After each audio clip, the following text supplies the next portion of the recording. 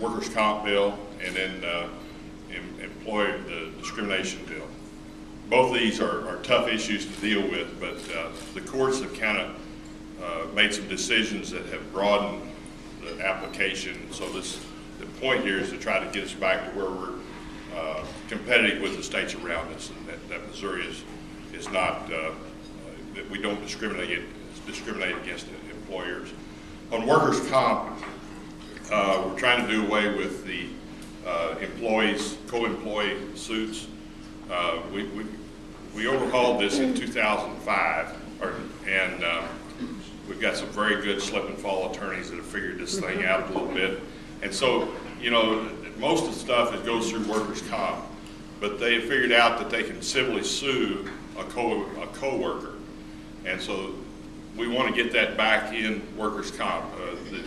The theory is that the employer is responsible for what the employees do. And if there's an accident, it's the employer through workers' comp that ought to be compensated for. Now, but there is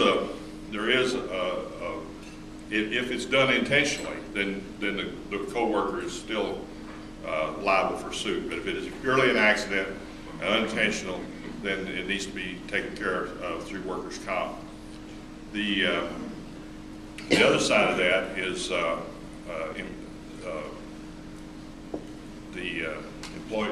disease. What am I trying to think of? I just lost occupational disease, and that was left out of the 2005 workers' comp rates. And these are real serious. These are real serious instances. You know, we had the popcorn butter disease that was down in southwest Missouri or southeast Missouri, and it's a really serious. I mean, it's a serious, painful death, and so. But we wanted to bring that back in and be compensated through workers' comp. One of the things we did do, though, that so that the employer has some responsibility and some incentive to try to clean up the workplace. It doesn't just sit down and do a mathematical business decision, and say, well, it's cheaper to allow these employees to get sick and go on. Under the old law, the way it is right now, if most of these suits are against a third party, it's against the people that make respirators or the people that put the compounds together or what have you. So most of them are third party suits. Under what's happening right now is that the employee goes on workers' comp, and then when the third party suit is settled, the employers have been subrogated and they've been taking the money back. But we're saying you can no longer do that. In other words, you're at risk for the workers' comp, and we're not going to allow you to take that back out of the settlement of the employee. That is the incentive then for the employer to clean up and be sure that the employees have got the best equipment, and that's hopefully that is the discipline it takes to be sure that the workplace is as clean as it can be, and then an incentive to keep it that way. The other one is on discrimination, and there was a 2002 Supreme Court decision that said that discrimination can be the contributing factor under all 40 years of employment law. Prior to that decision, discrimination had to be the motivating factor.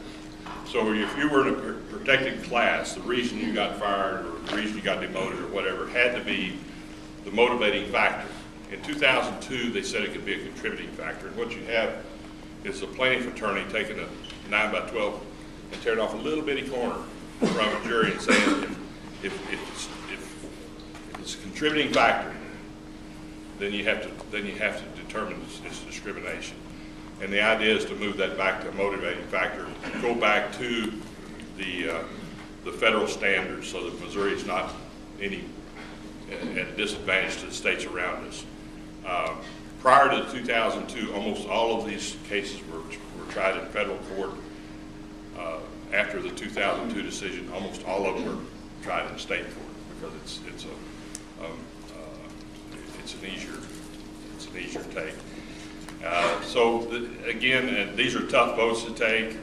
There's arguments on both sides, but I do think both of these bills are on the governor's desk. I suspect the governor's going to veto both of them.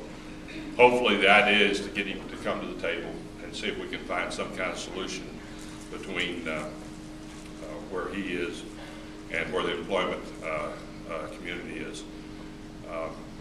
I don't know. It's interesting to watch this governor. He does not get involved with bills until after they've already been passed. So it's interesting to try to work with him. Get very little leadership. He hasn't contributed to either one of these bills.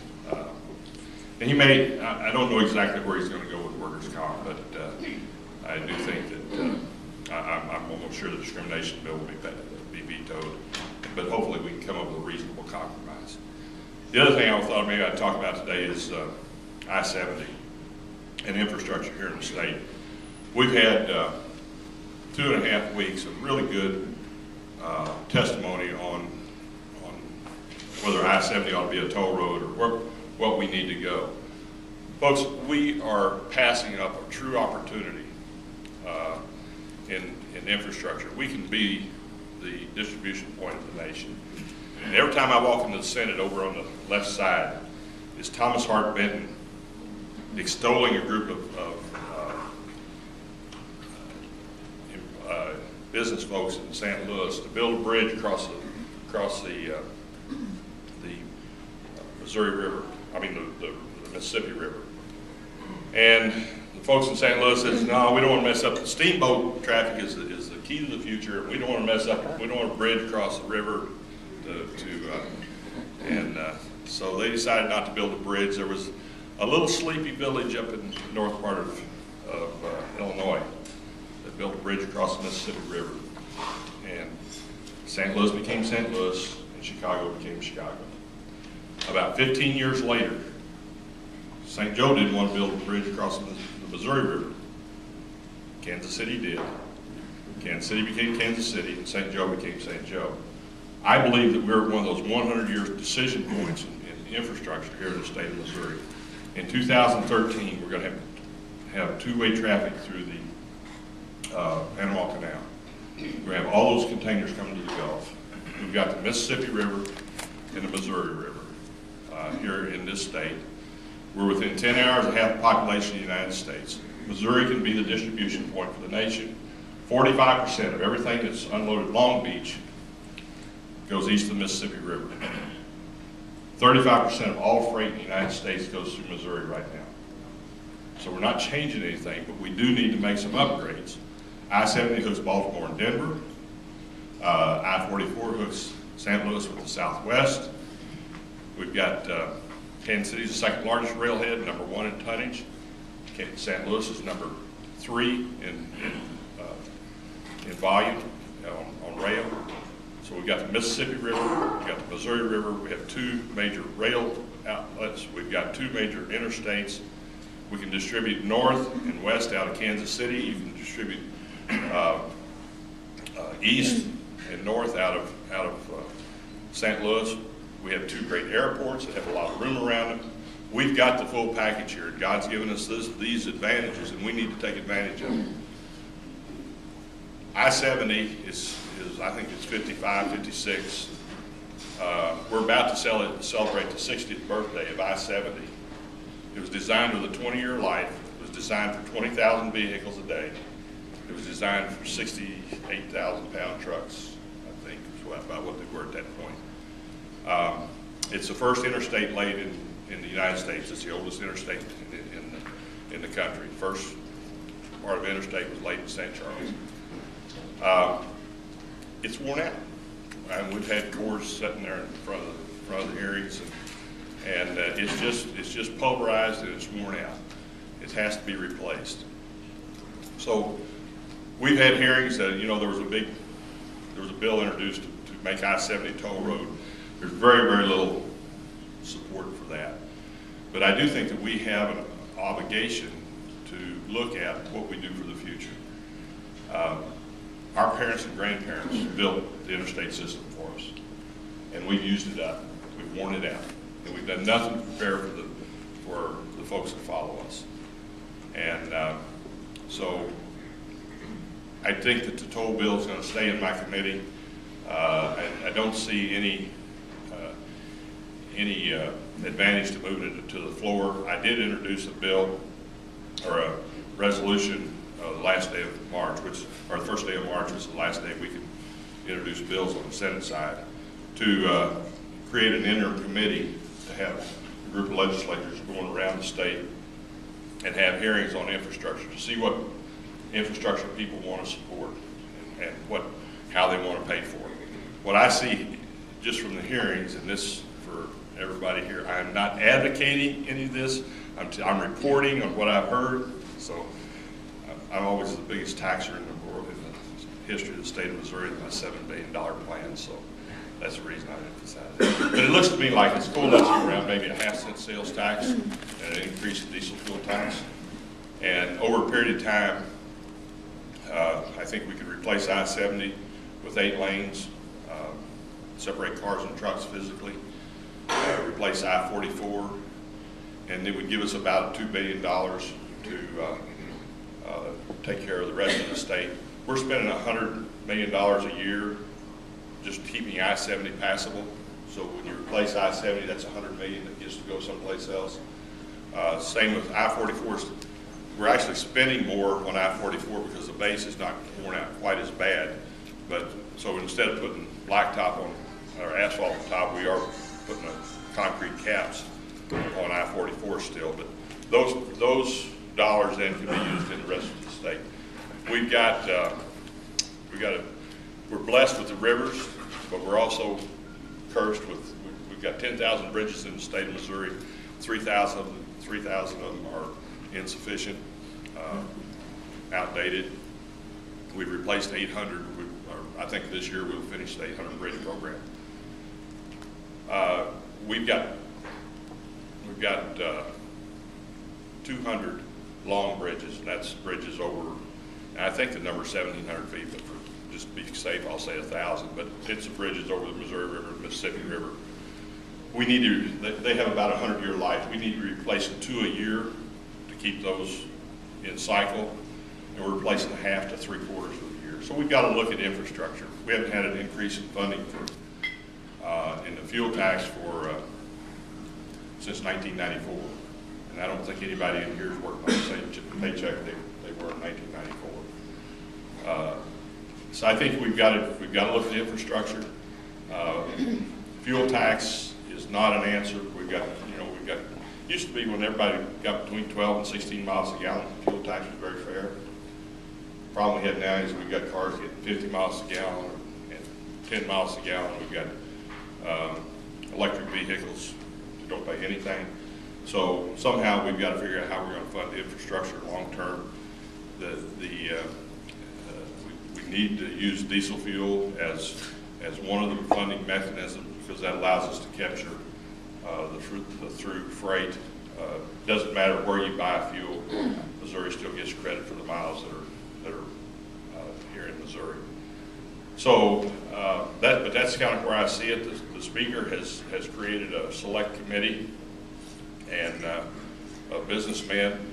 And what my goal would be is if we could have the 2 committees traveling the state and maybe one following the other by maybe 6 weeks or so that you could have a hearing, people would have a chance to think about it, talk about it, and then have the second group come in and have a second chance for people to talk about what they want after they've had a chance to discuss it a little bit.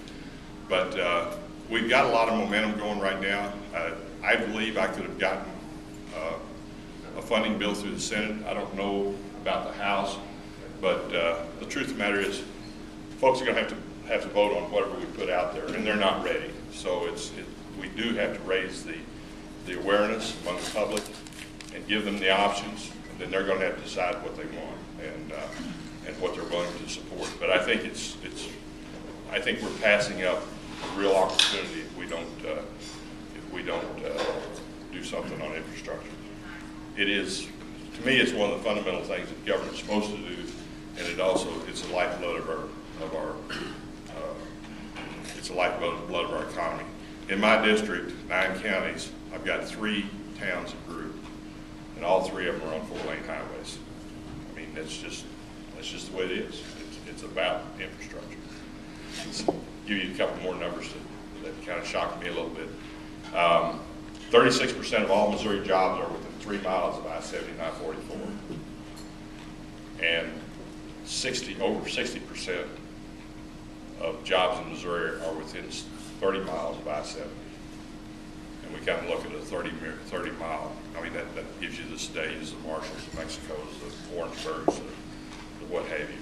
But that's 60% of our jobs. It is, I-70 is Main Street, the USA. There's just no question about it. So that's what I had. I'll be glad to answer questions. Couple, none. Yes. Bill, is there any talk at all in internet sales tax collection? I really think that's going to have to come from the federal level. I can tell you that we have some folks that are really complaining about that, and rightfully so. I mean, it does put our brick and mortar folks at a disadvantage. On the other hand, I've got constituents that you wouldn't think about doing 70% of their business on the internet. So it's a matter of, I really think it's a federal deal, because if we start charging sales tax on everything sold in Missouri, then we're going to be running sales out of Missouri to these other states that aren't. And so to me, it's something that needs to be done from the federal level and make it across the board straight for everybody. It's just not a black or white issue, although sometimes it seems like it. But I mean, I've got a tire dealer who's doing 70% of his business on the internet, and I never would have dreamed that, especially in that business. But that's the way it is.